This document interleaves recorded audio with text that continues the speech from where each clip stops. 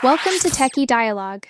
In today's video, we'll show you how to convert a TXT file to EXE in Windows 11 and guide you through each step so you can create executable files from text files easily. Step 1. Turn on View Extensions in your File Explorer. To do this, open File Explorer, go to the View tab, and check the box labeled File Name Extensions. This is important because it allows you to see and edit the file extensions, which are hidden by default in most systems. Step 2. Click on the file and select Rename. Change the file extension from .ext to .exe and confirm the change if your system prompts you.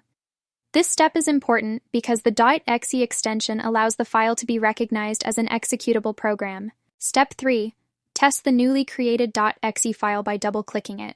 This ensures that the conversion worked correctly and that the program executes as intended. Thank you for watching. And don't forget to subscribe to Techie Dialogue for more helpful tutorials.